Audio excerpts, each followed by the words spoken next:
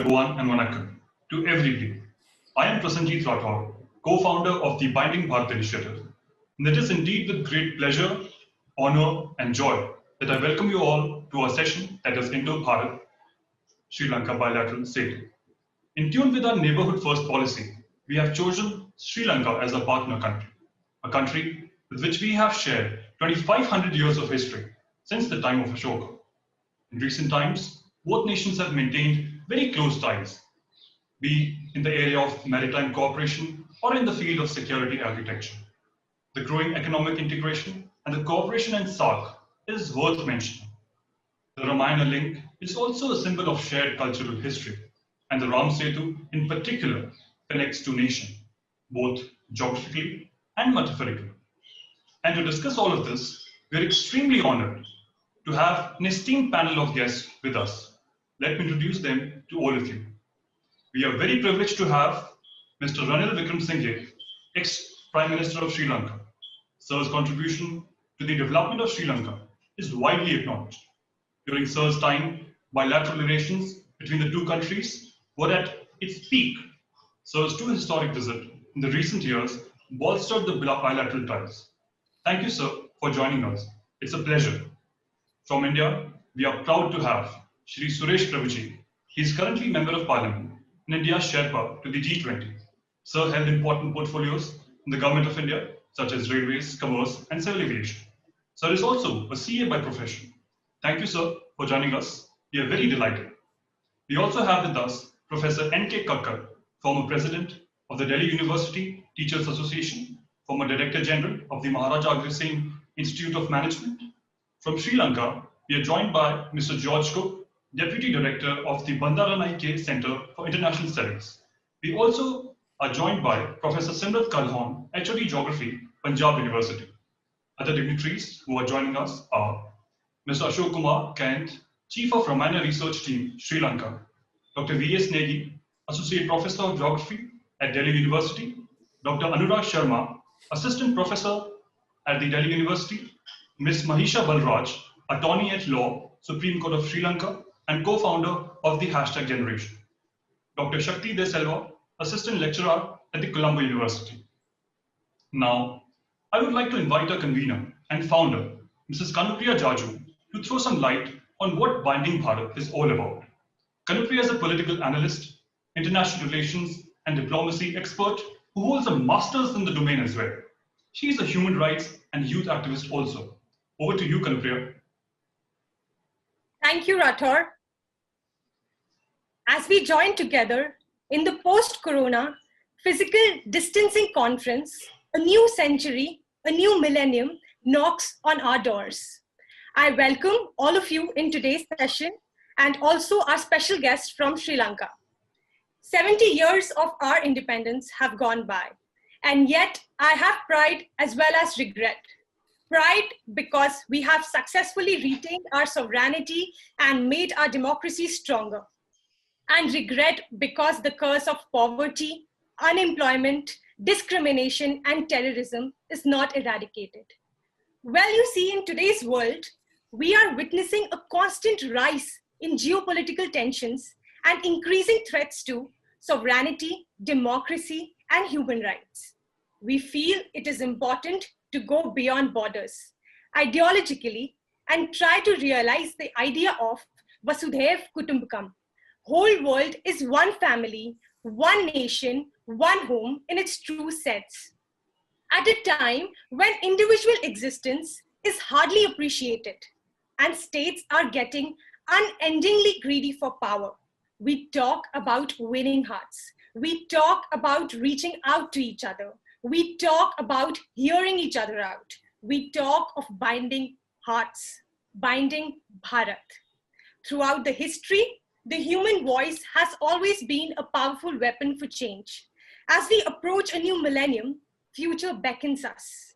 It calls upon us, indeed demands of us, to think of the welfare of our children and the future generations yet to come. There can be no greater legacy that we leave behind than to do away with mistrust and eliminate conflict and build peace, amity, harmony. Prime Minister का video आ रहा है?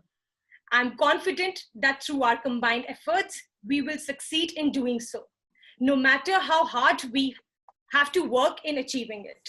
And ladies and gentlemen, this confidence comes with an action plan of connecting with nation states and taking a step forward in international cooperation.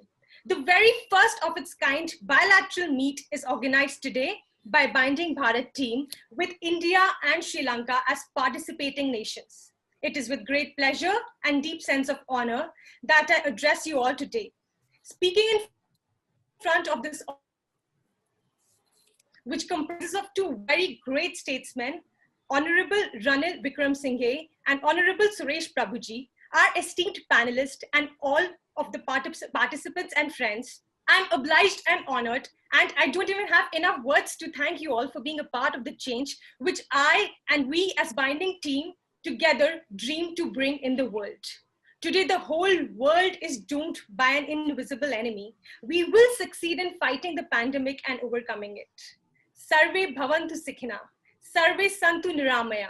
I hope for the good health and well-being of everyone. Please take care and maintain physical distancing. Thank you, Bahomastuti and Dhanyavad. Over to you, Rathor. Very well said, Kanupriya, and thank you very much. Now, formally beginning our program, I would request Honorable Suresh Prabhuji to welcome Honorable Ranil Wickremesinghe sir and then share his views on the concerned subject. Sir. So my dear friend and a very senior politician of this part of the world, but also recognized in many other parts as a very accomplished senior leader, Mr. Ranil Wickremesinghe, Prasanjit, Kanupriya, and all my distinguished friends. Let me first of all thank these two young friends of mine for thinking of working on this very important theme of bringing people together, irrespective of their nationalities, irrespective of the faith, irrespective of the beliefs, irrespective of the backgrounds, and try to work together to build a common, prosperous, better future for all of us. This itself is the most laudable idea, and only as I can see, can be born in the minds of youth like you, because they see future very clearly, and they've learned the right lessons from past, and they realize that building future together is the best thing they can do. And let me tell you that you will be leaving behind a very lasting legacy for all future generations to follow, and that would be a big building block that you'll be doing. So let me congratulate you for this. With this overall objective, you couldn't have chosen for your first such endeavor a country, two countries who can work together is India and Sri Lanka. Very obvious reasons. We share not just maritime borders, but we share common culture, common civilization. In fact, there is so much of similarity between these two great countries that sometimes you wonder to find out what are the differences between these two countries. Sri Lanka and India are two close friends, great neighbors, but have a huge potential to work together in taking these civilizational values to new levels. Because not many countries in the world have such rich civilization. They may be very successful economically. They may have certain high-level records in science, technology, education. But what they can never get again, irrespective of this development, is past history. But that's something you cannot get and change. You can change the future for sure, but your economic might cannot change your past. That's a reality. And we are two such great countries. We've got a fantastic past. And therefore, how can we shape a common future together is an important opportunity. Whenever I go to Sri Lanka, and that's one of the most favorite countries. In fact, last time recently when I was there, when Mr. Wickremesinghe was Prime Minister of the country, and we together had a very important program on the Ceylon Chamber of Commerce and others. They had organized a very big get-together as to how can Sri Lanka now become and progress on economic path. Same with India. We also want to build a stronger economy, a vibrant economy, and in the immediate future, if you can quantify this overall vision, you want to be $5 trillion economy. And when you are growing and want to accomplish that, you obviously cannot accomplish it without having partners with you, because today's world is interconnected.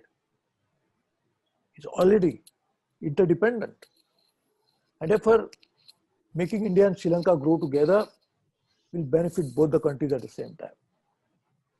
Sri Lanka, as I said, is one of the most beautiful countries in the world. It's a country whose human development record, if you go by what UNDP calculates, is exemplary.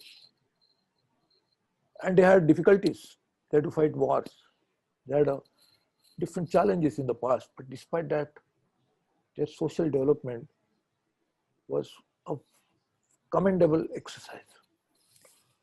And today, we can build a partnership for economic development, but also learn from each other. We can learn from Sri Lanka as to how can we accomplish social development of this kind. High literacy rate, more or less all human development parameters are so good. And therefore, this is something which you can learn from each other and can develop together. I always realize that Sri Lanka being so beautiful, it's a tourist attraction. India also has some very beautiful tourist spots. It's a time that we develop joint tourism ideas. So when people come from any part of the world, come to India, they can go to Sri Lanka. They will come to Sri Lanka, they can come to India. And we can offer a very interesting package for them to see two countries on one visit. Like in the US, you always say, buy one, get one. So you can say that you can actually get opportunities to see two when you are visiting one. And there are so many ideas. For example, I was always saying that Sri Lanka's unique location, geographical location, which already has made it one of the top shipping destinations. So much of transshipment happens in Sri Lanka. But because of that very strategic location, India and of course Sri Lanka and with so many other countries, the maritime security, etc., are different issues. Very good potential on that count as well. But I am talking about, because of that location, Sri Lanka's wind velocity makes it a very attractive destination for generating the cleanest form of energy in the world, wind energy. The plant load factor for a wind project in Sri Lanka would be that of double of India. You can make 40% PLF for a wind project in Sri Lanka, when in India, we normally have it less than 20%. So just imagine the same investment of CapEx, you can have double the power generation. So you can imagine the advantage.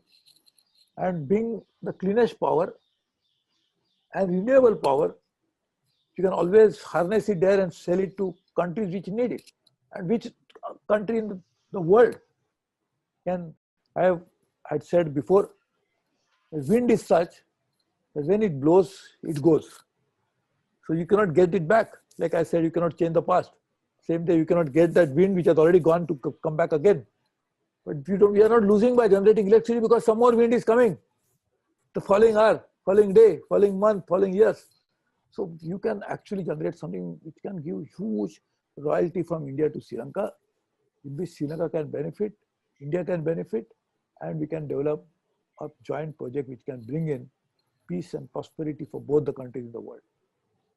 So I have so many such ideas, but I think with a most senior leader in this part of the world as well as anywhere else. We'd be very happy to get a vision of what it should be and what it could be from Ranil Wickremesinghe, and we can actually develop on that. But I'm very impressed by the fact that this young group of individuals, youngsters, have thinking about a vision in today's times when the world order is changing. Multilateralism is under threat. Countries are turning inward. We are more concerned about petty issues than thinking about a broader vision. And at a time like this, when the world is struggling to find out ideas how we can work together and make best of the post-COVID situation, they have come forward with this binding Bharat vision. The binding is necessary and not winding is necessary. You don't have to wind up ideas, but bind and work together to make it happen in a much better way. So I think binding Bharat is finding solution to tomorrow's world.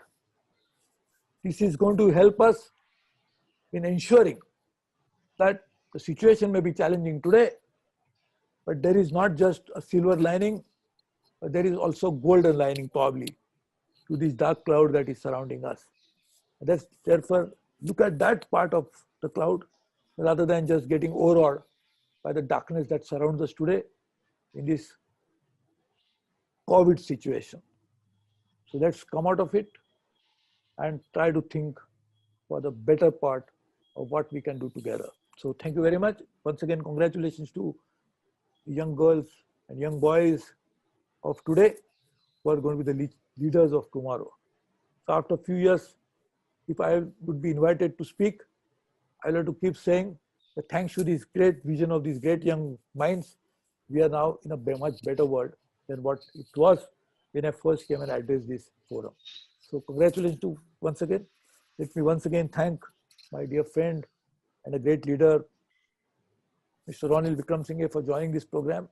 We are honored by your presence, and I'm sure I will get more opportunities to meet you, work with you, and shape the common good of all of us together. Thank you very much. Thank you so very much, sir. It was such a profound, intellectual, and insightful talk by you. Now, I would request Honorable Ex-Prime Minister to please enlighten us all with his insights on the subject. Sir.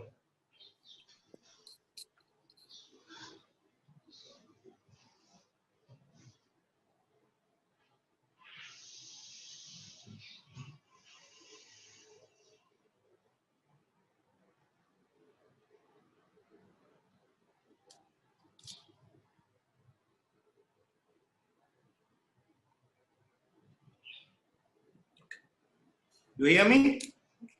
Yes, sir. Okay. First, I must thank Binding Bharat. You are looking at the future. We are looking at a future in which you will have a globalized system without a globalized leadership, where regions are going to be much more important. And this is going to be the case of the Indian Ocean. I am happy to have Suresh here with us. He's done his own part in the last few years of bringing our two nations together, both under Sri Vajpayee and Sri Narendra Modi. You've always advocated closer relations between Sri Lanka and India. Well, we are all one family. And another person, therefore, whom I must mention today, it would be a miss if he doesn't, who's done his own service to us, is the former president, Mr. Pranab Mukherjee, who's today in hospital. I know the valuable contribution he has made because the last 2 decades has seen successive Indian governments moving closer into the region. And I've had the occasion and the privilege to talk with Prime Minister Modi how we work together, because this is going to be the growth area. And certainly COVID-19 is a challenge for all of us. But it means recreating the international order, recreating part of the economic order, while keeping to our basic values of democracy, human rights, our cultural ties. So this is where we are important, because Asia is going to play an important role. When we are recreating markets, I think the fact that India is in a position to, with its internal markers, to recover is a strong point. And if you are looking at the region, India and Sri Lanka's economic assets are complementary. It has been in the past, it is today. We are in a strategic location, center of the Indian Ocean, but then you are a subcontinent and a landmass which juts out into the Indian Ocean and which has in fact influenced the whole region. If you look at the Southeast Asia, how much of Indian influence is there? How much we can link up with East Africa? So, whatever happens in the last, in the coming year or so, which will be difficult, this is going to be a growth region. How do we work together? I think as far as our cultures are concerned, there is no issue at all. I think the relations between us, as more people travel in between, is good. How to get business? I've always said, if the Indians, 5 southern states and Sri Lanka get together, we will have economy larger than that of Sweden. And how we can work together is what we've got to work out. And it's not merely the sphere of economics, the sphere of education. When you see more and more Sri Lankans going to India, in the field of law, which is common to all of us, the fields of medicine, virtually every field, we can work together. And just as much as the culture we got, of the common culture we share from nearly 2000 years ago to 2500 years ago, we also have something new in that we value democracy. We value our sovereignty. We value human rights. Some of it are based maybe on the edicts of Emperor Asoka. But nevertheless, we've always stood firm on this.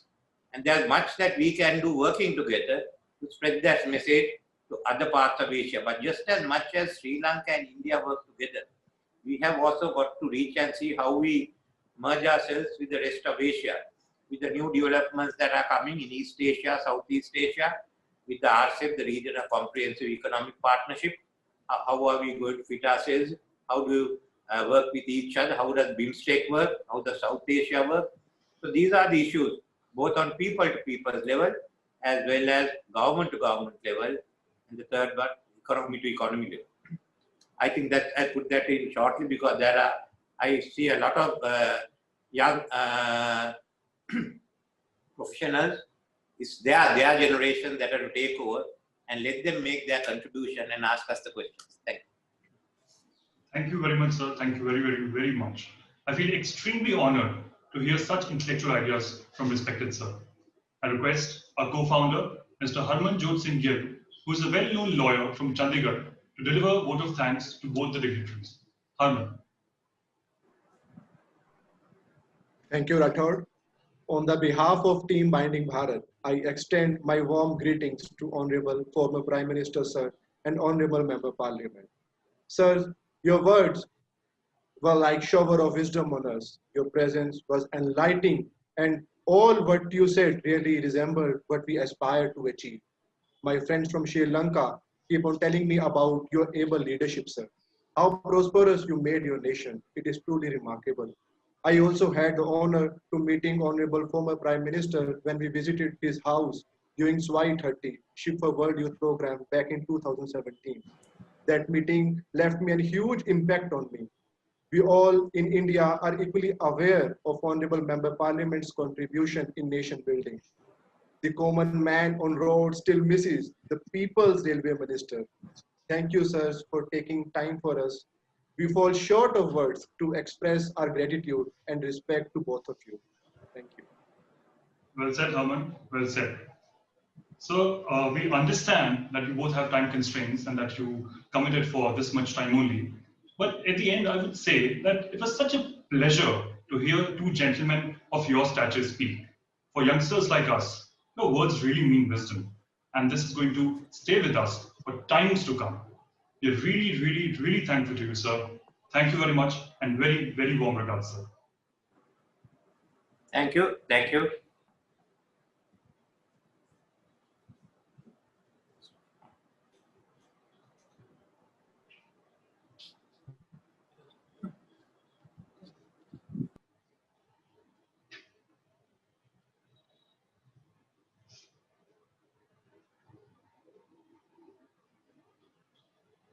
So now, carrying the program forward, I would like to invite our first guest speaker, respected N.K. Kakkar sir.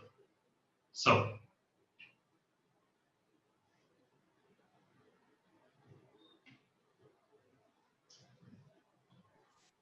Hamad, can we assist him on this? Hello, Sir, audible, sir. are you getting me? Yes, sir. Okay, friends, I'm really thankful to the organizers of Binding Bharat for having given me this opportunity to talk to you. Particularly, I'm thankful to the two dignitaries, Sri Suresh Prabhuji and ex-Prime Minister of Sri Lanka, Wickremesinghe ji, for having spoken in this very seminar. Friends, I have a different perspective on which I'm going to speak. I know that the time at my disposal is very short, but still I'll try to make my observations. I'm looking at the bilateral setu between India and Sri Lanka, and therefore I'm going to talk of a few things which to me are quite important in building and further strengthening this setu, and therefore I'm just starting, from 1950s. Perhaps you'll be surprised that I'm talking of that time. But then 1950s is a time which was formative in my life, formative years of my life. I remember in 1953-54, being in India, I used to listen Radio Ceylon. I'm not sure how many of you must have heard about it, but there was Radio Ceylon which was broadcasting Binaka Geet Mala, if you could remember that they were doing. I mean, in fact, Radio Ceylon is the first broadcasting radio in Asia after Europe 3 years. So it used to broadcast Binaka Geet Mala, and since I had some interest in music, I used to listen to Binaka Geet Mala. I remember 1955, and perhaps maybe you do remember, there was a movie known as Shri 420, and it had a song, Mera Juta Hai Japani. You would not believe, Amin Saini, who used to compare that program for all 52 weeks in the year 1955, that song was #1, and that is how it went on. So I just remember the relationship between Radio Ceylon and myself, and used to think as to how that Radio Ceylon would be. But then this is what happened, and this happened till 1988. Only in 1988 that this went on to Vivid Bharati. So that is how long that the story went on. I remember somebody told me that Baju Bawra was a movie which missed this Binaka Geetmala because it was started in 1953 and Baju Bawra was released in 1952. Oh, Duniya Ke Rakhwale is a song perhaps nobody would be able to forget. So that's where I find that the beginning of my life, the relationship of myself with Ceylon, or what we call as Sri Lanka. Sri Lanka got independence in February 1948 or 4th February 1948 is the date. But then that apart, that's one aspect on which I always cherish, and I will continue to cherish. Second thing, perhaps my friend will recall that India has binding relations as far as cricketing world is concerned. And today when I'm talking about it, naturally, I'm reminded of MS Dhoni, who has retired only yesterday from the world cricket. But remember, I'm just only trying to mention, not plus or minus, not victory or defeat, but the fact that India and Sri Lanka played in the World Cup in 2011, and fortunately India won. But then that is a game. That is how we played. But then that is not the part that I'm saying. 1975, for the first time we find that in Sri Lanka played the World Cup. 1981, they in fact came to the Test cricket. And today, if I look at the ranking of India and Sri Lanka as far as Test cricket is concerned, India is at number 3 and Sri Lanka is at number 5. So that is how the relationship that goes on. But I had an opportunity of visiting Sri Lanka almost 2 years ago. I went to Colombo.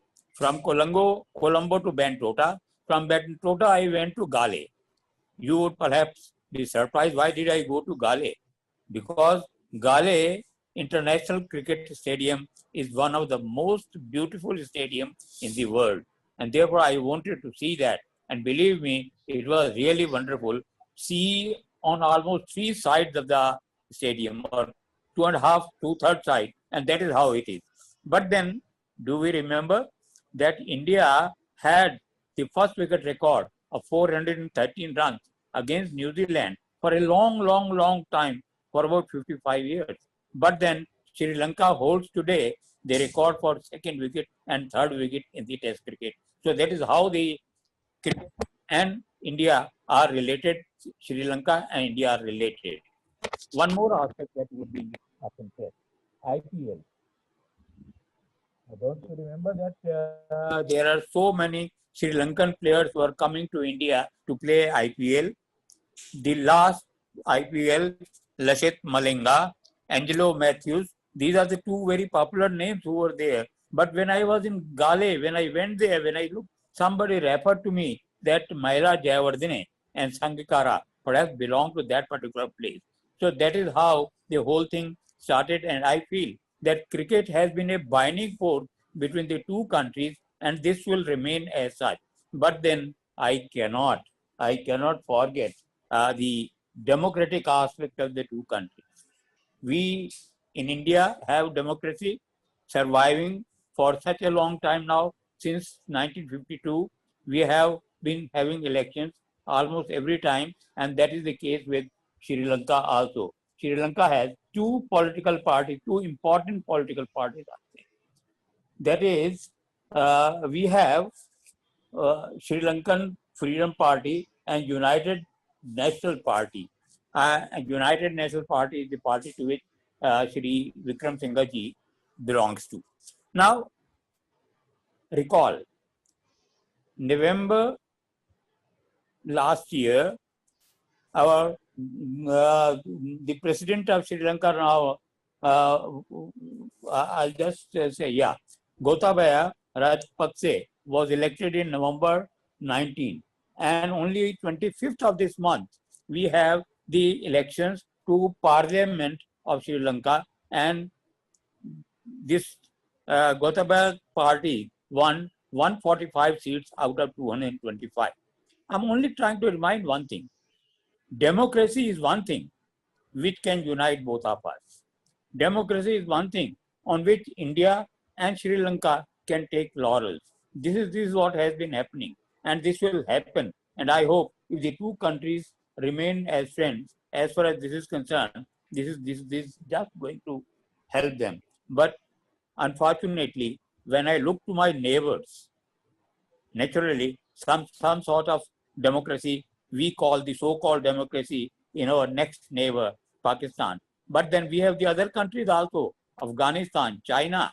Just look at what type of democratic processes do they have. But still, I'm not going to into detail of that. But do remember that we do have a democratic process which is similar to that, similar to us. And this is going to bring binding aspect as far as binding Bharat is concerned. And I, because of shortage of time, may not be talking much greater on all these aspects. But remember, politically, both the countries are stronger in politics, and both the countries are doing very well. And I feel that this is going to help us as far as this is concerned. So therefore, please see that Bharat, binding Bharat is going to go forward as far as this is concerned, and the setu between India and Sri Lanka is going to strengthen day by day. Thank you so much. Within the time that I had, I have tried to put it there.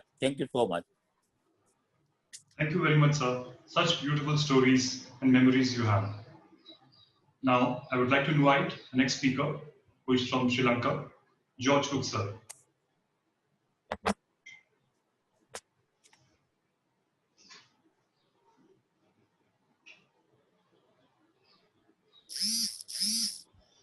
Can we have Mr. George on the main screen?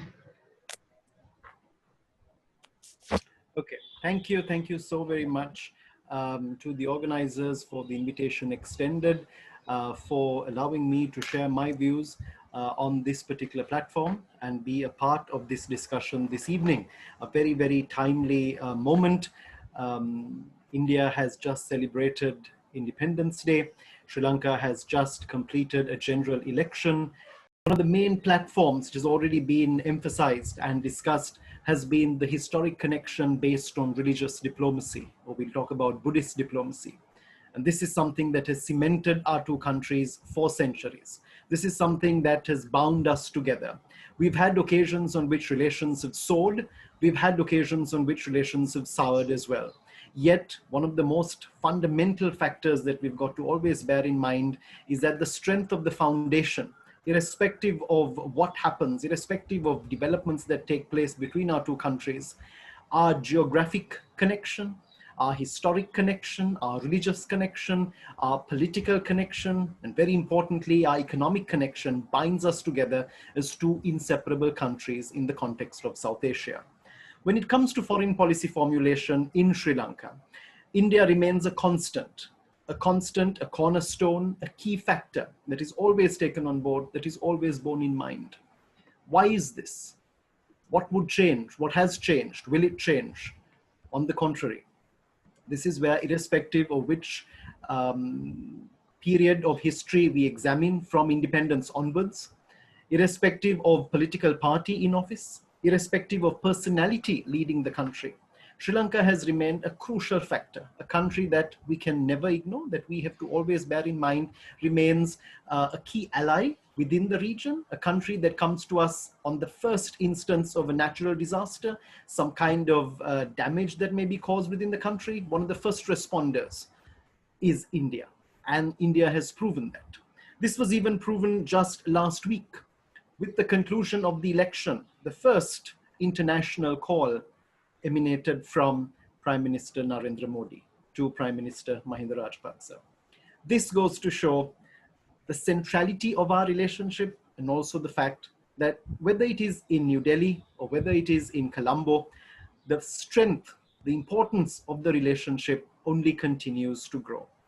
I want to look at the bigger picture in my intervention. There have been very valuable points that have been raised by our chief guests this evening, as well as Professor Kakar also, and I'm sure will also be raised by our other panelists this evening, where we can look at ways and means through which we identify tangible measures, measures through which we are going to take our relationship forward.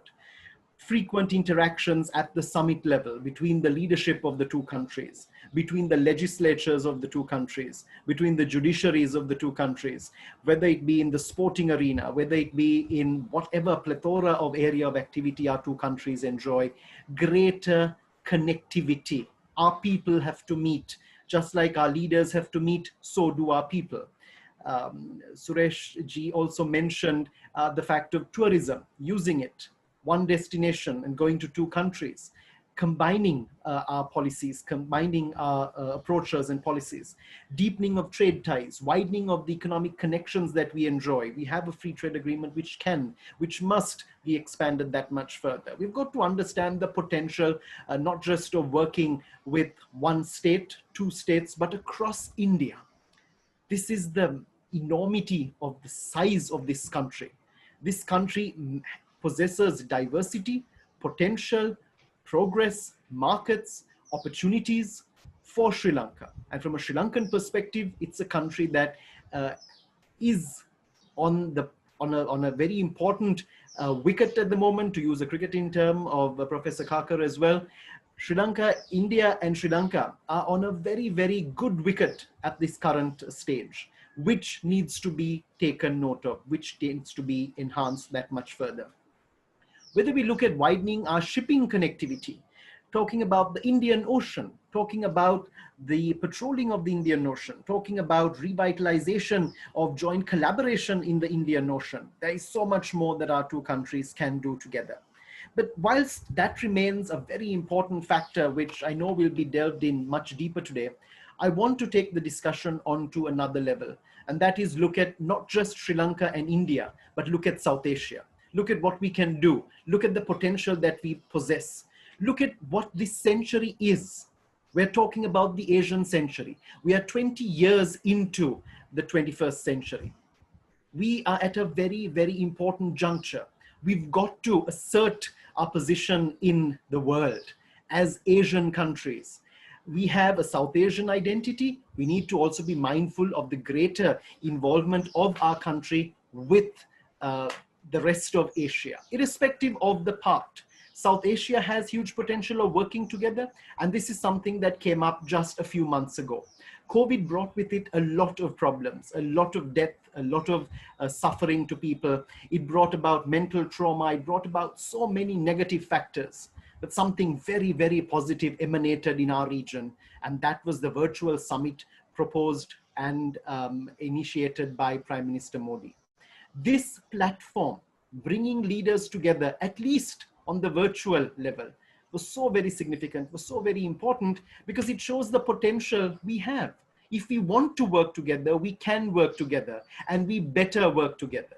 If we don't, we're going to lose out on a wonderful opportunity, which later on, 50, 100 years from now, we're going to look back and regret decisions that were taken at this point, if we let our South Asian unity, grouping, organization suffer or die a natural death. This is something that must not be allowed to happen on any front. When we strategize, when we look at that bigger picture of what we can do, it is the responsibility of all our countries in South Asia. India plays a very crucial role. So does Sri Lanka. Sri Lanka has played a very pivotal role in the past on varied occasions. We go back to the early 1960s. Prime Minister Sirimao Bandaranaike took initiative to facilitate discussions between India and China. That was a very momentous step forward. She was a very new on the world stage, where marking her 60th anniversary of becoming the first woman prime minister this year. And she took a very bold step in helping two friends of Sri Lanka, India and China. We did not want any form of violence. We did not want any form of tension. We wanted to allay that. And this is where Sri Lanka possesses massive opportunity of helping countries in the region see, realize, understand the potential if we get together, if we work together. No one needs to leave. No one needs to enter the grouping. We've got an ideal arrangement. We are looking at geography. This is something that Prime Minister Modi also mentioned at his first SAARC summit, which unfortunately was the last SAARC summit that we witnessed, where he said, let us work to change cynicism into optimism. Undoubtedly, there is much cynicism in the region, but this is something that can be changed. And this is something that Sri Lanka and India can do, can collectively focus on. He also said, let us turn South Asia of flowering hope into a rich field of peace and prosperity. Until and unless we realize the potential, the synergy of us working together, until and unless we realize the opportunity that we can derive, when we look at our connections, which are not merely dating back to our independence, this is very, very important. Lots of countries in the world mark diplomatic connectivity based on their dates of independence or the dates on which countries have come into existence. Sri Lanka and India enjoy a unique platform. History has bound us. Certainly our interactions from then now have kept us together.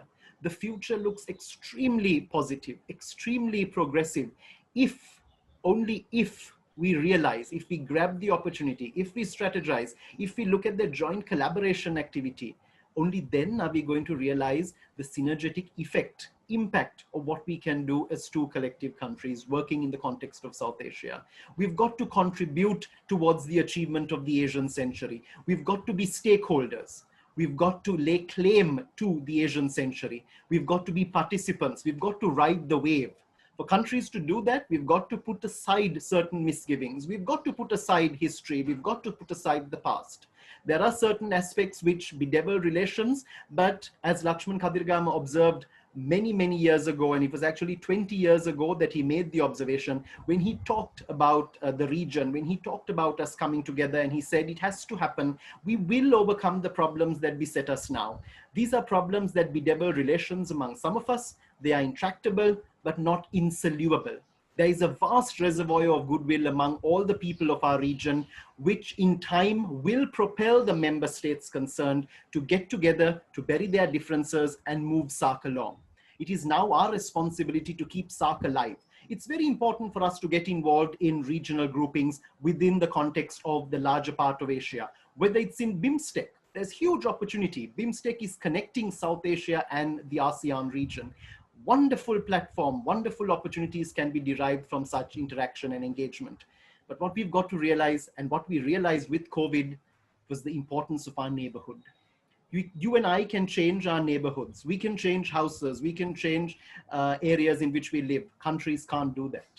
We've got to realize the importance of our neighbors, work together, look at what fruitful outcomes can be achieved through that progress of engagement, and understand that it is only through the process of strategizing, understanding the importance that both of our countries are going to play a very, very important role in the achievement of the Asian century and have a crucial stake, not only in South Asia, but also in the world.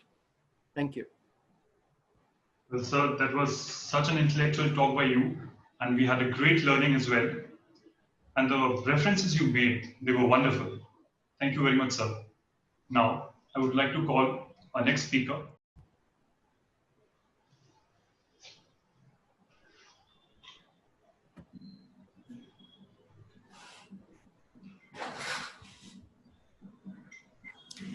So, a very good evening to all of you. Am I audible? Yes, ma'am. Thank you, Prasanjit. Thank you, Kanupriya. Thank you, Prasanjit. And thank you, Herman, for inviting me and making me think about such an important issue, which has been there always in the back of our minds. It has been part of our subconscious. For which Indian is there who can wish away the happenings of Ramayana? I don't think there is an Indian who can say that he does not know or she does not know Lanka, Sri Lanka. So I have, my fellow speakers before me, the Honorable Member Parliament and His Excellency, Mr. Ranil Wickremesinghe, have pointed out, they have flagged some very important issues. I have titled my small talk, Building Bridges in a Post-COVID World Order, the Way Forward for Sri Lanka and India. What are going to be the characteristics of a new world order that we see emerging in the times to come? First of all, just a small line on what is the world order. The world order talks about who is the boss, which is the country that is going to decide what most of the countries are going to do. And in the post-COVID situation, we see the world order changing. And why do we see it changing? First of all, we see a breakdown of Chimerica, the combination of China and America, which is very obvious to all of us. The second thing we see in the changing world order is the weakening of US as a world leader. And this COVID situation has brought it home to most of us that we can no longer look towards the United States of America to lead the world as it was, as per the prophecy of Fukuyama when he talked about the end of history. Another thing that's going to happen in the post-COVID world is, at least for some time, the hardening of intra as well as international borders. And there is going to be a collapse of globalization, which is something that with great foresight our respectable Prime Minister Shri Narendra Modi has also pointed out when he is pushing us towards, when he is encouraging us towards Atmanirbharta. So what does it mean for all of us? It means that we have to look for more regional cooperation. We have to look more towards our immediate neighbors. My dear friends, as a student of geography, as a teacher of geography, I would like to bring home one point, and that is that we are all essentially prisoners of geography, something that we cannot change, and that is what the speaker right before me also brought home, is our neighbors. our geographical neighbors. Something we cannot change is the geographical and geopolitical reality that we live in. In the case of India and Sri Lanka, that is the shared Indian Ocean rim. The three countries that share the Indian Ocean rim, along with India and Sri Lanka, the third one is Maldives. So it becomes important. And now with the Indo-Pacific strategy that is going on with all countries in the Indo-Pacific region looking towards the Indian Ocean, this becomes even more important that we have to take a position of preeminence. Both India and Sri Lanka have to take a position of preeminence over there. Another thing that's going to is likely to happen in the post-COVID world order is the rise of a more aggressive China. We can all see that most countries in the world, in fact, all countries in the world have seen an economic slowdown, an economic downturn, except for China, and China is on the rise all over again. China in the past many years has been known to become more and more aggressive. Its diplomats are often known as wolf warriors, a term which is taken from a very popular Chinese movie. I think most of the youngsters may have seen it. Now, with this kind of a world order, what can India and Sri Lanka do together? We have to look towards our commonalities. Some of them have already been pointed out. Some of them are very obvious, our geographical and geopolitical realities. One thing that has not been pointed out so far is the commonality of language that exists. I don't know how many of you know, but both Sinhalese and India and Hindustani belong to the Indo-Aryan group of languages. Despite a physical distance, the language that was adopted by Sri Lanka belonged to the Indo-Aryan group and not the Dravidian group. So this is a thing that we have to, think about, and we have to ponder that what is it that, the contact of India and Sri Lanka, how far back it went. And language, you see, is a very, very important component, a very, very important element of our culture. And this is something that we cannot wish away, even if we wish to, even if we want to. Buddhism traveled from India to Sri Lanka, we all know that. Something that I would like to bring home right now is that the diplomat who took Buddhism to Sri Lanka was also called Mahinda. He was the son of King Ashok. And the Prime Minister of Sri Lanka today is also Mahinda. This is how deeply Buddhism, this is how deeply Indianism is entrenched in Sri Lanka, and this is how close we feel to Sri Lanka, or Ceylon, how as Kakkarji was referring to it. I may also add that I have been a very, very avid listener of Radio Ceylon as well. Cricket was another thing that was raised, and I was a great fan of Chaminda Was. I don't know how many of you know, but Chaminda Was trained in the Pace Academy in India. He was a fast bowler. He has set some amazing records in cricket. Both India and Sri Lanka are multi-ethnic countries, and both India and Sri Lanka are having to deal with regional aspirations. And we have to come to terms with these facts. Mr. Ranil Wickremesinghe is a person who I see as a man of peace in Sri Lanka. And it is very interesting that when he was Prime Minister, the Prime Minister that we had in India was Atalji, Shri Atal Bihari Vajpayee, whose first death anniversary falls today, incidentally, was also a great man of peace. He was a man of poetry as well. So it is very, very interesting that both of them were there together. And today we should be talking about both of them together. So peace is very important for both of us. Both of our countries have also been victims of terrorism. And both of us need to combat terrorism. Terrorism, which is, a challenge which is facing almost the entire world, but it is facing more some countries than others. Both Sri Lanka and India have faced terrorism, have lost due to terrorism. So where are our opportunities for collaboration?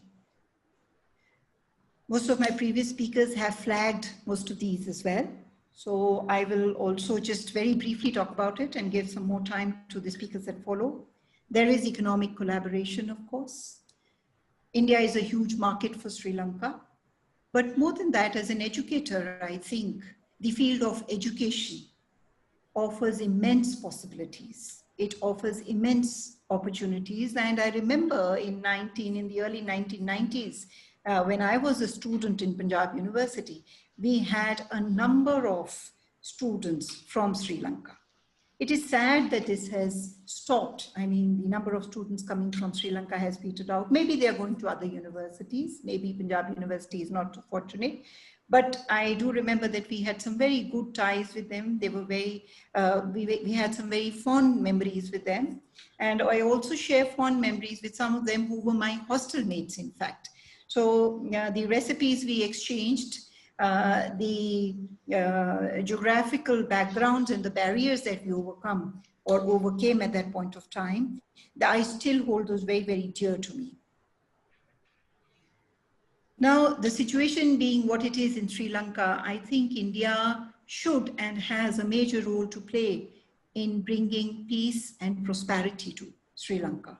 And that is one of the things that should be one of the goals of India as, let's say, I won't say a big brother, but definitely an elder in the relationship. Another thing that I would like to mention is that it is today time to move forward. And in which direction are we going to move forward, and what are our strengths? Of course, the previous speakers have talked about South Asia as a region and other countries in South Asia. They have talked about East Asia. The realities of East Asia and Southeast Asia are something also we have to take into account. There are some countries here which are home grounds for terrorism. We have to look into that. The thing that brings Sri Lanka and India together, most of all, is of course their democratic cultures. And this democracy does not just, exist within the country. For India, at least, it just does not exist within the country. For India, democracy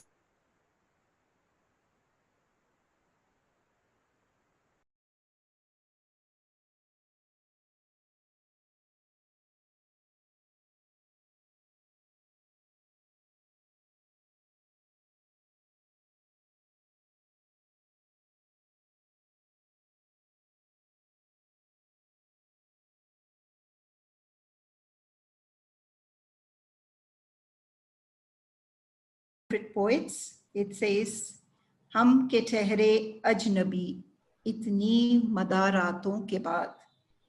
We who are still not known to each other, we who are still strangers to each other, despite all the hospitalities that we show to each other. Phir banenge ashna kitni mulaqaton ke baad. Let us now become friends once again. Let us now meet each other more often. Let us now have more people-to-people contact. And I think the relevance of Binding Bharat is this, that it is bringing the people of Sri Lanka closer to the people of India. So my dear friends from Sri Lanka, it has been very nice to have you here, and I will sign off with this message of mine. Thank you so much. Beautiful, ma'am, beautiful. Thank you very much. Such an erudite talk by you to invite our next speaker, Dr. Wickremesinghe, sir. Sir.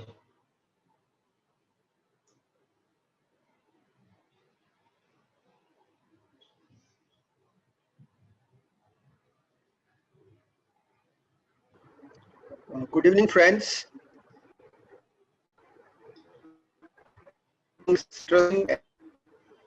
Program in this Corona times, it was very much required.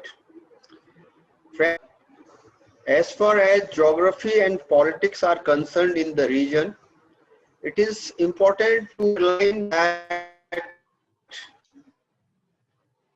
our world is not only limited to conflicts like India, Bangladesh, etc., but there do exist a positive picture of Bharat, Sri Lanka, peace and cooperation needs to be highlighted. Most of the discussions and debates in the world are nowadays aims at highlighting the controversies and conflicts. It gives me immense pleasure to be part of this particular initiative of Binding Bharat, and I would like to congratulate all the young members of Binding Bharat for India and Sri Lanka have a long history of cultural, political, maritime, strategic ties. We always believe that big growth and development, where humanity and peace remain a central role. In this process and in our journey to new era, especially in the 21st century, peoples-driven political cooperation will lead to a peaceful coexistence of all citizens in the region in particular and in general. Our rich intellectual and spiritual heritage born out of Vedic and Buddhist culture lead us to far forward in the coming time. India and Sri Lanka have faced the problem of terrorism in the 80s and both the countries have successfully dealt with it. It is only a threat to locals in all respects, but at the same time it hinders the prospects of countries' development at the global level. In broader perspective, what two countries, India and Sri Lanka, can do to counter terrorism from a basic model is one, to promote bilateral ties in the form of forums, to share the technological and infrastructural platforms, to establish common force, considering that terrorism within any of us is our common enemy and common threat.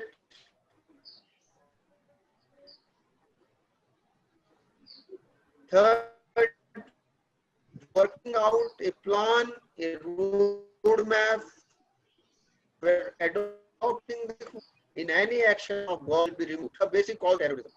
And fourth, global model of combating terrorism in the present day world is appear to be blasts, war, bloodshed, killings, and mass destruction of humans and humanity. India's 6 years under the able leadership of Prime Minister Narendra Modi have shown the world a new way to combating terrorism in Kashmir by providing power to common people. We must follow this and practice this. At the end, I would like to mention here what our Prime Minister announced yesterday from the Red Fort on 74th Independence Day. I quote, India is connecting with its neighbors, whether they are connected to us through land or sea, with partnership of security, development and trust. Today, neighbors are not only those who share the same geographical boundaries, but also those who meet our hearts. Where there is harmony in relationships, there is a amity. So I would like to congratulate you all. I wish you all the best that you took this initiative, and basically I am very happy to be part of your organization and this program, that so many energetic youngsters are thinking this way. So thank you very much. I wish you all the best. Thank you very much. Namaskar. Thank you very much, sir. Our next speaker is Dr. Ashok Kumar, sir.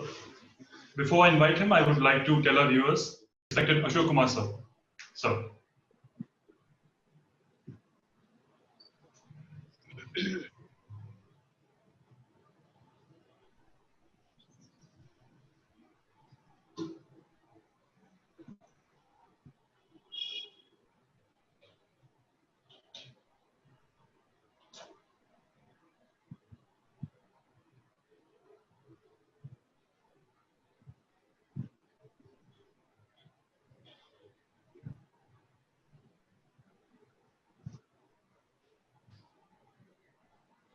ਵੀ ਕਲਵੀਰ ਨੂੰ ਆਵਾਜ਼ ਮਾਰਿਓ ਵੀ ਕਲਵੀਰ ਨੂੰ ਆਵਾਜ਼ ਮਾਰਿਓ ਯਾਰ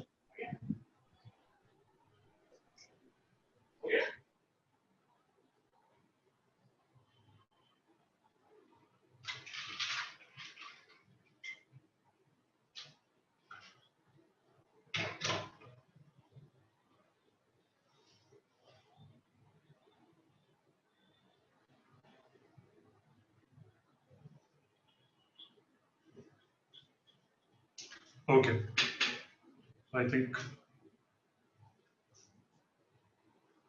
the connection is not proper. I would like to invite our next speaker, Maisha Balraj ma'am.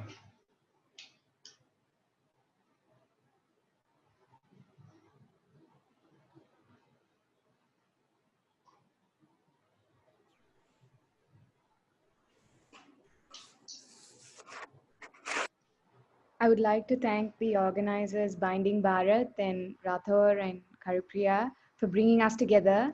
And thank you for the invitation extended and for this opportunity to make a small intervention. Esteemed dignitaries and friends, we have spoken much about our historic connections and how our countries have bound together and cemented through various things like cricket, culture, democracy, and so on. Some valuable discussion and points have already been put forward and brought into this discourse by the chief guests and the esteemed presenters who have presented before me. In the best interest of time, I'm going to dive directly into exploring an area and an opportunity for young people that I feel will benefit us economically, politically, and socially. So we right now live in an era where more and more young people are moving away from the traditional politics of party politics, and they're trying to find a new politic. And this is very much true for young people in Sri Lanka. And I'm positive we have similar narratives and similar discourses with young people in India. As a result, youth have been engaging in digital and online activism. They have expressed that they would like to align themselves towards more inclusive and less divisive practices and policies in the political sphere. So if you look around us, there have been many such initiatives and efforts of digital activism by young people around the globe to uphold human rights and democracy. And most of these initiatives right now and examples that I have explored are national. And maybe it is time to build those bridges and transcend borders and extend these efforts and work in collaboration. At this point, I would also like to highlight one such national initiative in Sri Lanka to give an example and then to see how we can take this further and extend it and take it from Sri Lanka to India. And as presenters have already mentioned, it would benefit if we look at the South Asian region as a whole too. There were a group of young people who I had the chance to work with who ran a social media newsroom with trilingual capacity in Sri Lanka. And they were observing social media platforms ahead of both the presidential election in November 2019 and the recently concluded general election in August 2020. They were looking at different human rights violations, election law violations, hate speech, false news that would potentially cause harm in the offline space, harassment, and many other such important and vital democratical and human rights issues. There were some interesting findings from these reports. There were election violations that were disaggregated by the stage of election and by party affiliation. False news and hate speech was also disaggregated by the stage of the campaign process and also the target communities.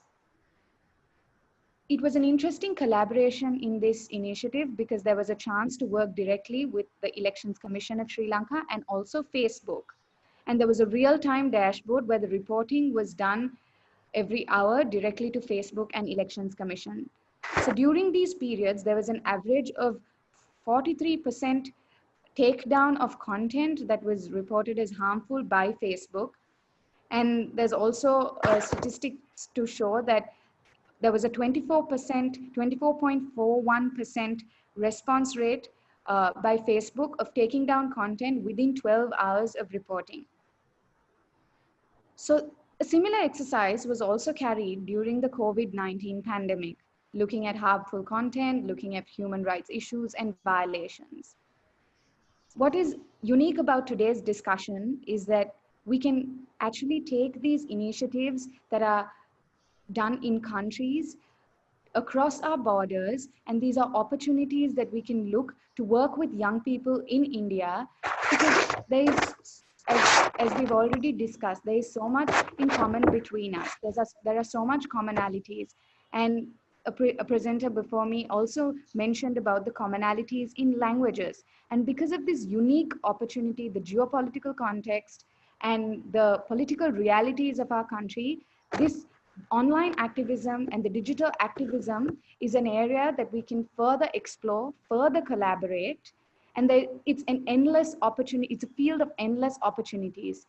So we need to see, hopefully, that this will go beyond just Sri Lanka and India and will be an example to take it to the South Asian region as well. Thank you. Thank you very much, ma'am. It was a pleasure listening to you. We couldn't establish connection with Mr. Ashok Kumar, so I guess he's back with us. Can we please have Mr. Ashok Kumar, sir?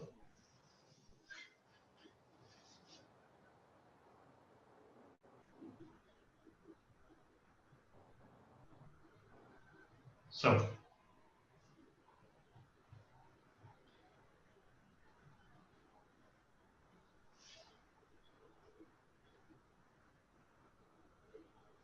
So I would request you to turn on your audio, sir.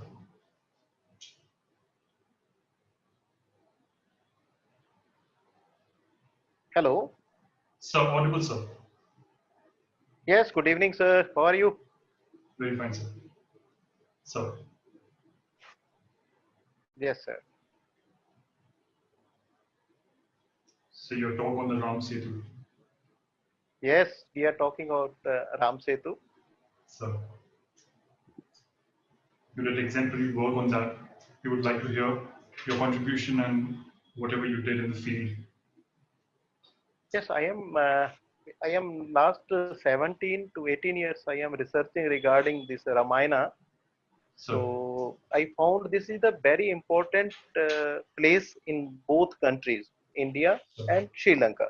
So that's why we are today talking about our two countries matters, how we are talking developing and youth we are attracting to our this subject.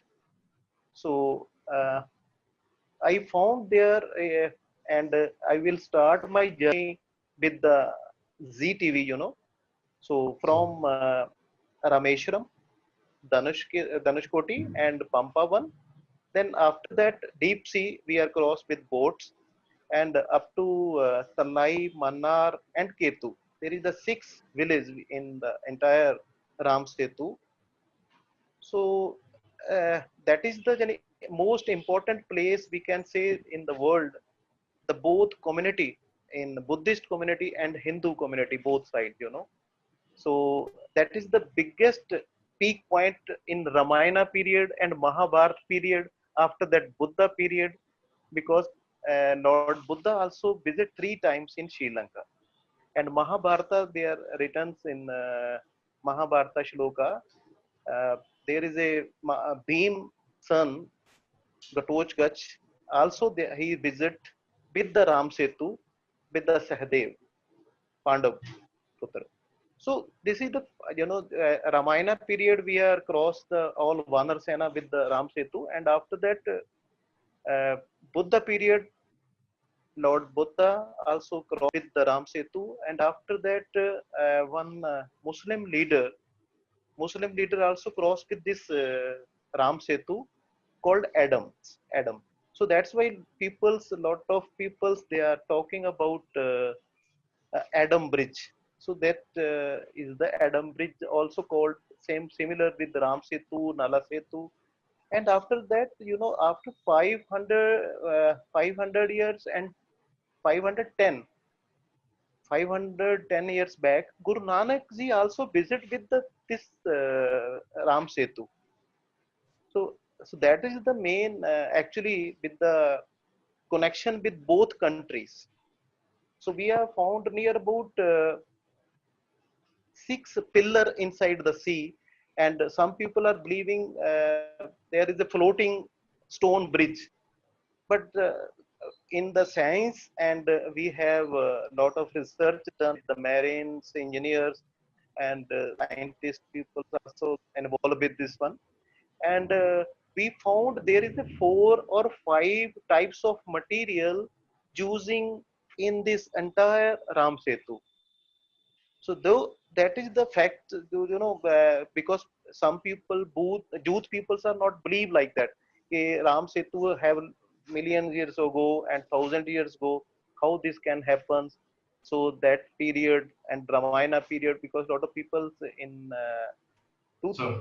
2004 I start my research there, and that times LTT cover this area, and we are also 2007 or 8 we are entered there this area, because before 2004 or 5, because nobody like to visit there, because discovered by LTT that time very peak in particular this area, Tallai, Mannar. After that Anuradhapura, we are not going to cross the Anuradhapura. So that's why we are discussed with today with the Ram Setu. This is the very unique and very important place in the both countries, and there with the curiosity of youth is a very important place of this one. Very well said, sir. Very well said. I would like to inform our viewers and participants that Sir contributed immensely in the field of researching Ram Setu. In fact, Sir organized a historic visit of Prime Minister Shri Narendra Modi ji to Ram Setu a few years back. Thank you, sir. Yeah. It was a pleasure hearing you. That time I am also with him, so you can see my program on YouTube and Google, because I am the person who receiving the first man to Modi sir. We are aware, sir. We are aware, sir. Sir. Right, sir. Now, moving forward, I would like to invite our next speaker, Mr. Anurag Sharma. He's an assistant professor in Delhi University. Sir, over to you. Yeah, am I audible? Yes, sir.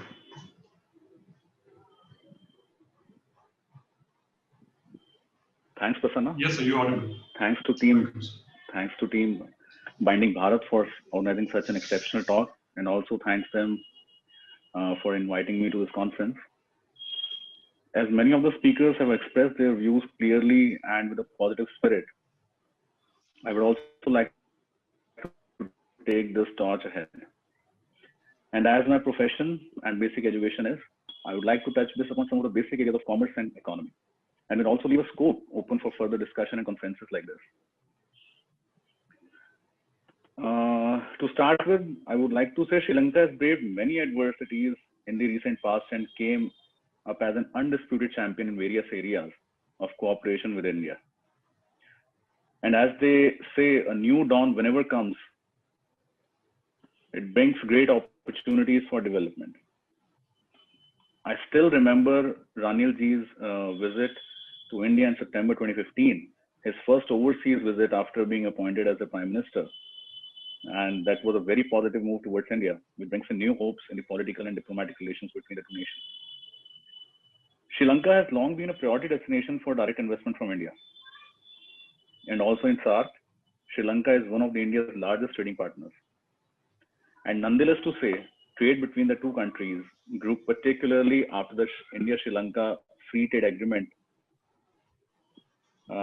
which I'm not mistaken, which took place around 2 decades ago in the year 2000. And since then, there is no looking back. And recently, bilateral trade among the two nations has caused around $6 billion.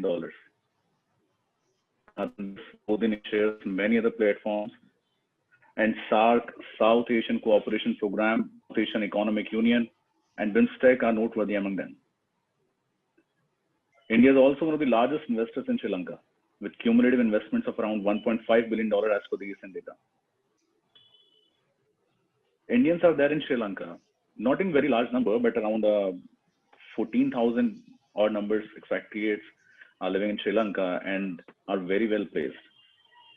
The cultural ties which India shares with Sri Lanka make it more homely for Indians to reside there. India is Sri Lanka's closest neighbor, as everyone knows. The relationship between the two countries is more than 2,500 years old from the time of Kuntha. And both sides have built upon a legacy of intellectual, cultural, regional, and linguistic intercourse.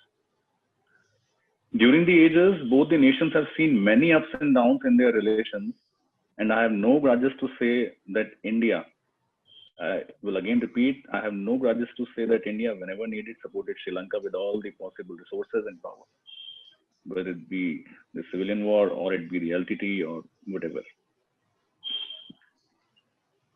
Where it's an open area of discussion that India and Sri Lanka has plenty to give and take from each other in terms of resources and technology, Sri Lanka has its own expertise in many sectors, and India can be seen by them as a huge market for them, and vice versa also holds good. I would like to give an example. It's like recently NTPC has proposed a 500 megawatt power project in Sri Lanka, which I think will further strengthen the exchange of resources in terms of technology and logistics.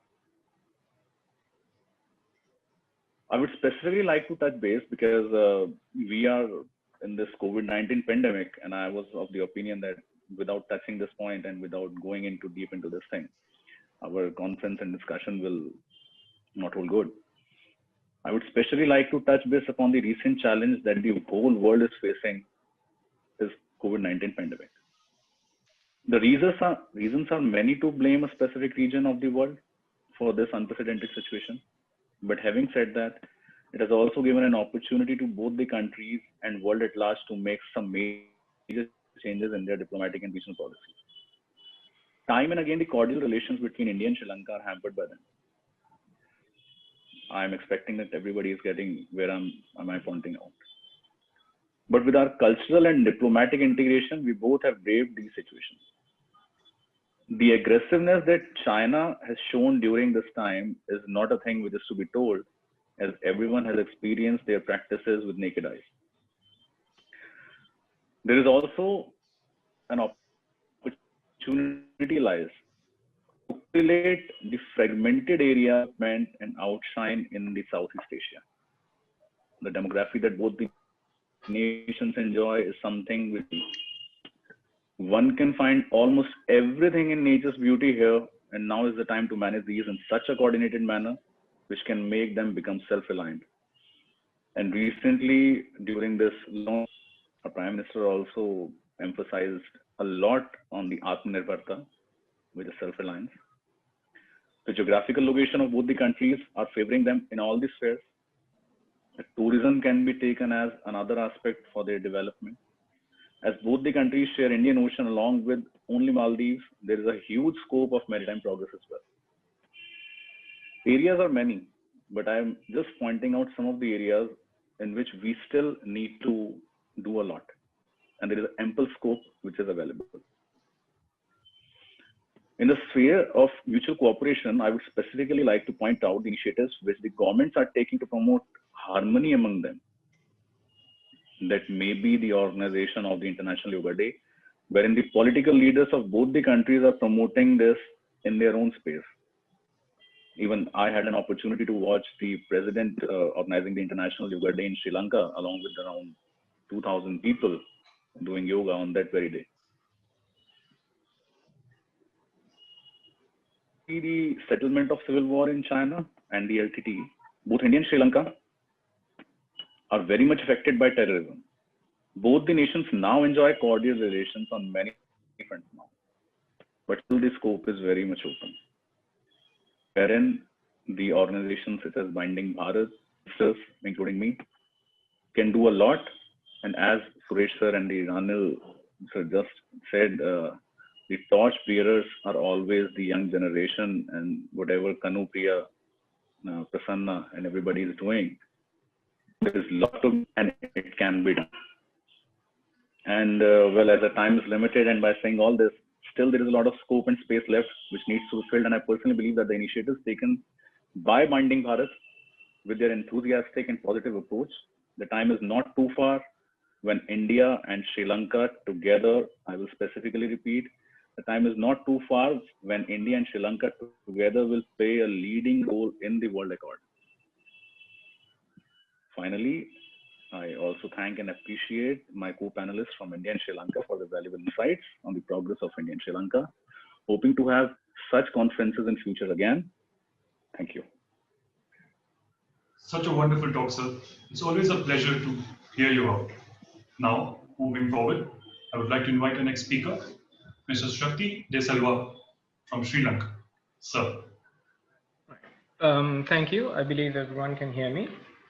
Yes. So let me begin by acknowledging and appreciating former Ambassador Mrs. Pamela Dean for providing me an opportunity to speak at this forum and for the gracious welcome offered by Binding Bharat. At the outset, let me make clear my views in no way represent the views of the institutions that I'm affiliated with. And I will basically pick off from where Mr. George Cook left off in terms of the political dynamics between India and Sri Lanka's foreign policy in general. So basically, one of the most interesting developments that took place after the general election in Sri Lanka was the duties and functions that were ascribed to the newly appointed Minister of Foreign Relations. As per the extraordinary gazette, the minister has been tasked with a special responsibility to assess existing bilateral agreements and investigate whether any clauses or articles therein may have a detrimental effect on the local economy.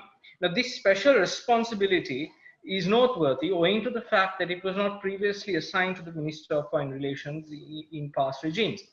Another interesting development is the government's decision to appoint Mr. Tarak Balasurya, a comparatively young member of parliament, as the State Minister for Regional Cooperation. Now, the State Minister position was not something that was visible in previous regimes, and this outlines the fact that the new regime will be more interested in developing ties with regional countries, India included.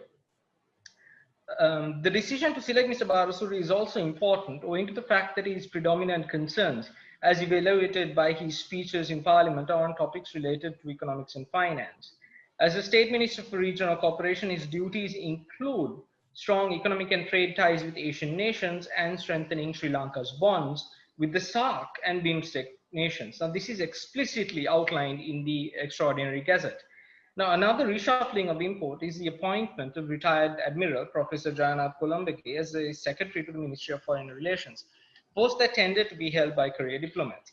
Now, the question in terms of Sri Lanka-India relations is, why are these developments salient?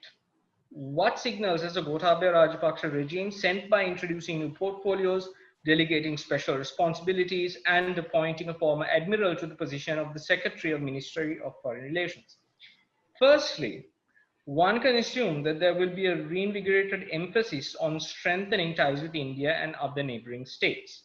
When dealing with foreign powers, we can assume that Sri Lanka's policymakers will be keen to tip the import-export balance in the island's favor and entice foreign direct investments from regional and extra-regional powers. These are all issues which the general populace, and in particularly the youth, feel very strongly about. Now, the creation of the State Minister for Regional Cooperation, I believe, is very important for this dialogue. And it's the specific statement that the minister's responsibilities include that of enhancing ties with BIMSTEC and SAARC states points to a fact which I outlined in an article that was titled Geoeconomics Regional Orders in South Asia. Now, the article, which I co-authored with a colleague of mine at the University of Colombo, delineated a foreign policy orientation which we defined as concentric circles-based hierarchical approach of establishing friendly external relations. Now, according to this approach, Sri Lanka's principal focus when the island's policymakers engage in foreign policy decisions will be India and the other regional powers in the Asian context. Now, the creation of a State Minister for Regional Cooperation and the newly appointed Foreign Secretary's declaration that Sri Lanka should adopt an Asia-centric approach by applying greater attention to SAARC and ASEAN nations in terms of political and economic ties substantiates this hypothesis that we forwarded in 2019. Now, Sri Lanka must also deal with the negative optics surrounding the Hambantota port and other infrastructure built with Chinese funding. To do so, academics and policymakers alike must push against claims and narratives of debt trap diplomacy, predatory lending, and checkbook diplomacy, all in relation to Sri Lanka's foreign policy. Now, this is important not just in terms of the government taking active measures to challenge arguments or allegations raised in this regard, but it is also significant to note the fact that young Sri Lankan economists and policymakers have pushed against this allegation, but more needs to be done, particularly in relation to this narrative that is brought forward by some media. Now, in terms of Sri Lanka and India's bilateral partnership, Sri Lanka greatly values its relationship with India and has over the years strived to build on this robust partnership by diversifying engagement in the socio-economic field. Sri Lanka's economy has substantially suffered with the onset of the COVID-19 pandemic, and in this backdrop, the decision of the Reserve Bank of India to enter into a currency swap agreement with the Central Bank of Sri Lanka is a very important move that needs to be commended, and more bilateral engagements of this nature is important, particularly in terms of the investment dimension and in terms of the trade dimension. Two sectors which India can enhance its engagement with Sri Lanka that needs more further impetus. Sri Lankans, to conclude really, to Sri Lankans in the years ahead, hope to see deeper and mutually beneficial political, security, and socio-economic ties with all its Asian nations, particularly its closest neighbor, India. Now, to attain these objectives, the newly elected government must adopt innovative and efficacious strategies, as well as engage with academia and with the youth in particular as it charts Sri Lanka's foreign policy. Because a policy that is divested from academia, that is divested from engaging with the youth, has extremely negative consequences that has resulted in regimes being overthrown in the past. With that, I'll end my statement. Thank you very much. Thank you very much, sir. That was a great talk by you. Such a beautiful announcement. We had a very wonderful round of talks by all our esteemed panelists. And what a lovely learning experience it was to hear them all out. While I was listening to them, I did note some points which I feel like re-emphasizing. Respected Kakkar sir's memory on radio and cricket were very insightful and profound. George Cook sir's focus on South Asia, role of cricket, maritime focus, and the mentioning of Asian century is something which we all need to ponder on.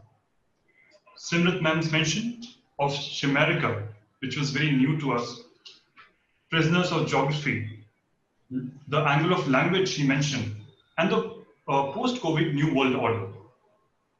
Anurag sir's focus on commerce and economy and trade as well was very insightful. And we all are aware of Ashok sir's established work on Ram Setu as well. Listening Selva sir and talking about the political analysis and his academic knowledge was a very good learning experience. Maisha ma'am's comprehensive coverage of the topic was outstanding. I wanted to tell our participants that respected Kakkar sir's contribution in the field of education is immense. Sir has an experience of more than 50 years in the field of education, and he's the senior most here. We all are really, really thankful to you, sir. Your presence really enriched us. Now, we would want to open a session to our participants. They may ask questions. I did get some questions on our social media platforms. Okay, so the first question is from Mr. Vatsal. His question is for George Cook, sir.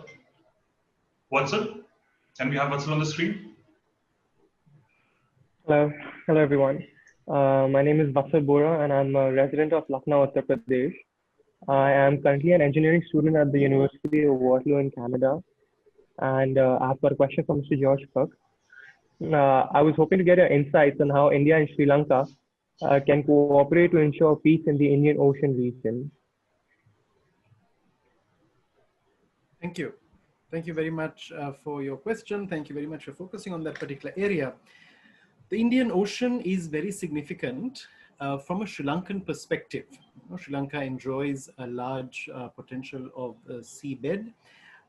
stretching into many more times the size of the island itself, when you look at the actual area that encompasses the parts that Sri Lanka is responsible for. Now, this is where capacity building, the sharing of technology, the sharing of assistance, joint patrols, undertaking measures in order to carry out navigation activities, study activities within the context of the Indian Ocean. There is an agreement that was signed between India, Sri Lanka, and the Maldives back in 2013. Now, this agreement needs to be emboldened that much more. This agreement needs to be brought on board. We are not seeing sufficient activity taking place in this arena of Indian Ocean monitoring, Indian Ocean surveillance activities, but there's a lot more that can be done on that particular platform. This is because of resources which are very skewed between the two countries, as you would understand. And this is where India has a huge opportunity of working with Sri Lanka, taking Sri Lanka on board in terms of creating a better synergy in the ocean. Very often we hear of vessels that are entering waters in order to carry out various study purposes, research activities, etc. Now, how much of this information is being given to countries sitting in the Indian Ocean? How much of this is being shared with countries in the Indian Ocean? This is where countries of the Indian Ocean have to lay claim to the ocean, have to be a part and parcel of what is happening in our waters. And what better than neighbors getting together and looking at ways and means through which we can better monitor our own waters, ensuring that the Indian Ocean, yes, is a very important connectivity between the East and the West, a very important shipping lines, very important trade connection between, for the world, but there's so much more that we can do collectively from a perspective of working bilaterally between these two countries. And of course, going back to that agreement I mentioned, also including the Maldives, in terms of being aware of our waters and the potential of our waters. Very well, sir. Such a wonderful question, and obviously a wonderful answer by respected sir. We are having a lot many questions coming on our social media platforms. Can we get them filtered? Okay, so we do have it. Our second question is coming from this gentleman named Parikshit. Can we get Parikshit on screen? Good evening, everyone. I'm Parikshit Singh, by engineer by profession, and I have cleared defense service examination few times. I have question for N.K. Kakkar, sir. Sir, given your experience in the field of education and with youth, how do you think youth can contribute to strength?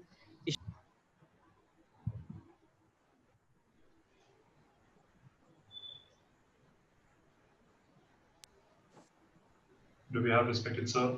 Yes. Am I audible? Yes, sir. I would only say, Mr. Parikshit, that if you have been listening to the various persons, there have been various issues that have been raised, starting from valuing democracy, human rights violation, terror, technology, security development, education, and so on and so forth. And I personally feel that as far as the present is concerned, developing a new normal during COVID is the most important aspect. If the youth are supposed to work in any direction today, I think there is one area which they should concentrate. But then I have mentioned so many other areas where you can just talk about, think about, and try to contribute. And that will really be helping binding Bharat. So that's something that you need to look into. But remember one thing, whatever area you decide to go for must be thoroughly investigated, must be thoroughly inquired into. The reasons thereof should be adopted, should be known, and then the strategy adopted accordingly. So if that is done, perhaps the success story will be there. But otherwise, normally, if we don't go through all that process, maybe that we are stopped somewhere in between. So please try to look into the totality of the situation, and whatever topic you decide, collect relevant information, analyze it, and then decide as to what is to be done. Now, that is what exactly needs to be done for any problem that you may come across. Thank you so much. Thank you very much, sir. So our next question is from Mr. Jaskaran. Can we have Mr. Jaskaran on the screen?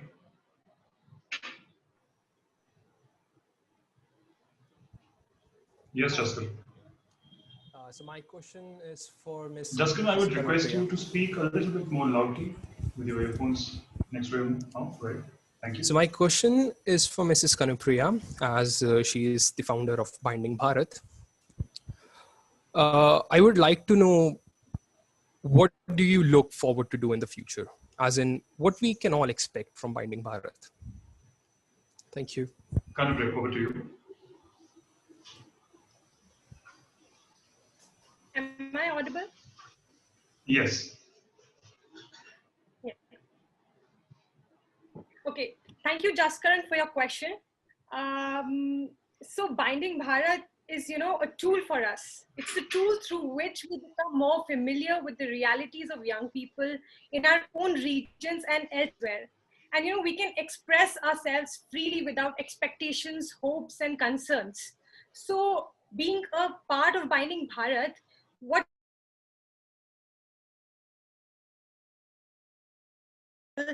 and bring about a change in the society which we wish to see. And Binding Bharat is just based on a single premise that young people have the potential and willingness to bring about a momentous change. Therefore, they must be provided with opportunities to play a significant role for creating better lives for themselves. Thank you. Thank you, Kanupriya. Wonderful explanation. So we'll be taking a few more questions, probably 3 or 4 more. Our next question is from this gentleman named Kapil. Kapil, can we have Kapil on the screen? Very good question, I think.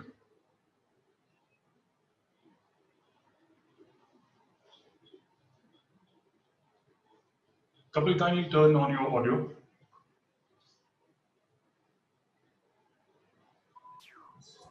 Yes, Kapil. Am I audible? Yes. Yeah, hi, my name is Kapil Joshi. I'm a operations and management professional, which have been working in startup and audit industry for past 7 years. I'm currently pursuing my master's from Narsimhanji in Mumbai. I have a very relevant question to the times. There was a very interesting anecdote that I came through that they were talking something about the South China Sea, and there was a news headline which said like, who cares? So while people were wondering that it's a question that who cares, it was Mr. Who from China who actually cared for that. So my question in that context is to Simrit ma'am, that what do you feel are the implications of South China Sea conflict on our region for India and Sri Lanka primarily right now? Yeah. Am I audible? Yes, ma'am. In fact, like I mentioned in my talk, China has been a very, very aggressive entity in the Asian neighborhood. And count of the fact that China is also a country that is not satisfied with what it already has within its borders, which are very, very large, just by the way. So the other problem with China is that,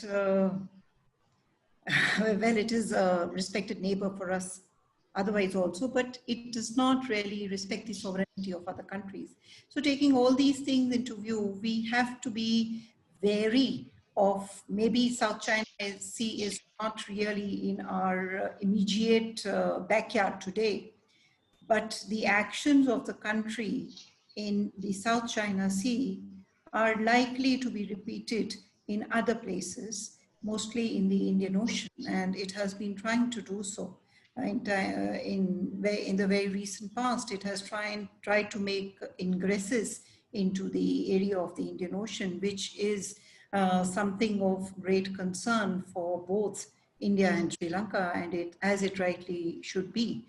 And a lot of the Indo-Pacific conflict and Indo-Pacific concerns that we have right now also have to do with that, and the very, very aggressive manner in which China is pursuing its economic as well as territorial interests. So it is a matter of concern for us, certainly, yes. Thank you.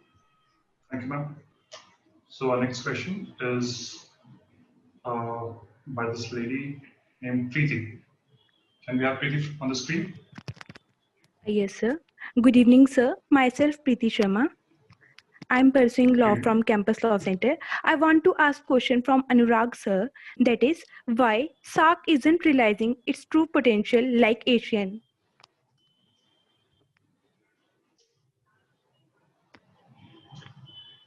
Yes. Am I audible? Yes, sir. Yes, sir. Thanks, Preeti, for the question. Basically, SARC and ASEAN, I would just brief you about both of them. The motivation for forming any regional bodies is very simple. Neighbors are better off if they are friendly and not fractious. Regional cooperation is supposed to create the necessary atmosphere for converting foes into friends. The rationale for membership in a regional organization was that it was likely to provide better protection against any predatory move that might be contemplated by the regional heavyweights. Both ASEAN and the SARC are essentially intergovernmental arrangements, and this complicates their ability to address and manage intra-regional conflicts. If we look into this with the current perspective, the area of operation of SARC is much wider, and probably it's including 8 member nations and with 9 observers, while ASEAN has 10 members and 2 observer states only, and neither India or Sri Lanka is in ASEAN. So just to give a very brief answer in a one-liner, in the case of ASEAN, an informal approach without any binding legal obligations has been the preferred mode of operation. That's why. And SARC needs to build something on these fronts. Like we have seen in past, the GATT, General Agreement on Trades and Tariffs, was abolished and WTO was established in 1995. Something needs to be done with SARC, and hopefully down the line in future, probably in a year or two, we'll be seeing something good for SARC also. Thank you. Thank you very much, sir. Our next question. Okay, we have more and more girls coming in. It's wonderful. By the lady named Lubna. Can we have Lubna on the screen? Good evening, everyone. My question is from Mr. Shakti, and I would like to ask you that, sir, do you think that the Raj Prakasha government will be able to deal with India's concern regarding its proximity with China?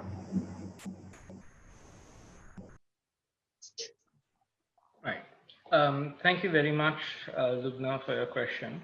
So regarding Sri Lanka's relationship with China, that has raised a couple of eyebrows, particularly after the 2005 period. Now, the issue here to take into consideration is what is the nature of the relationship between Sri Lanka and China? The nature of the relationship is particularly tied to economics in terms of the foreign direct investments that came during that period of time and the level of infrastructure that was built through Chinese funding. Now, the security concerns is probably the most talked about issue. So let me sort of address that in the first place. Once the Hambantota port was created, there was a security narrative that was put forward by certain media outlets that Sri Lanka's security was compromised, its sovereignty was compromised, owing to the fact that in 2017, the Hambantota port was provided through a 99-year lease to a Chinese company. The argument was that because of this, Sri Lanka has let go of sovereignty, and because of that, Sri Lanka would become, over time, a base of China. Now, the argument has significant flaws because of several reasons. Firstly, the agreement is a commercial agreement. Secondly, the naval forces in the southern region were moved to the Hambantota port, right? The former prime minister who came for this discussion himself stated that this action would be taken by his government. So there was an iteration of that. Also, the Chinese government has stated that they have no explicit intentions of developing Hambantota port as a naval base. Now, the issue here is the Hambantota port is in a very strategic location, and India has security concerns with regard to ports that are provided to external parties in its neighborhood. when Sri Lanka engages with relations either with extra-regional powers or regional powers, it needs to take into consideration the security dynamics that India wants in its neighborhood. That is not to say that Sri Lanka must always do what India does. Sri Lanka has agency in its own self, but Sri Lanka must be mindful of the security implications that might come not just to Sri Lanka, but to India. So in this case, of course, there was a substantial narrative against Sri Lanka that Sri Lanka was providing things away. But once you look into it, once you dig deep into the relationship, in terms of debt, Sri Lanka's debt to China is around 10 to 15%. That's substantially lower than Sri Lanka's debt to financial lenders abroad, right? In terms of the infrastructure, there's a lot of infrastructure, but in terms of the returns, there's not a lot of returns, right? So because of that, that is one reason why the former prime minister who spoke on this platform provided the Hamad report in terms of a so-called debt to equity. Of course, it's not necessarily debt to equity, but provided it on a 99-year lease to the Chinese company. Because they are not obtaining returns, now Sri Lanka's hope is to develop economically through infrastructure. So its hope was to obtain Chinese funding. But in the event that Chinese funding is not providing returns, Sri Lanka is also open to Indian funding. And of course, we are hopeful that in the future, India will contribute even to a large extent in terms of foreign direct investment to spur development in Sri Lanka, so that the bilateral partnership can develop in that sector as well. Thank you very much, sir. Wonderful explanation. So we'll be closing our Q&A session with the last question. So the question is coming from a gentleman named Kuldeep. Can we have Kuldeep on the screen?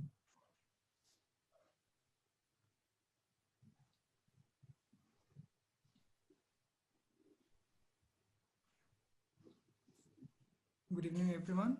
My name is Wickremesinghe. I'm a practicing advocate. Right. I'm sorry. It's Paramveer. It's Paramveer. I read the first name and the second question. Sorry. Never mind. Please go ahead. My name is Wickremesinghe. I'm a resident of Chandigarh, and I'm basically practicing law at Punjab and Haryana High Court. My question is basically for Mahisha ma'am. As she talked about fake news, so in the era of, especially in the era of social media, my question would be that India and Sri Lanka, since they are socially diverse countries, we have people with different faiths and different social cultures. So what can both our countries learn from each other to establish social harmony?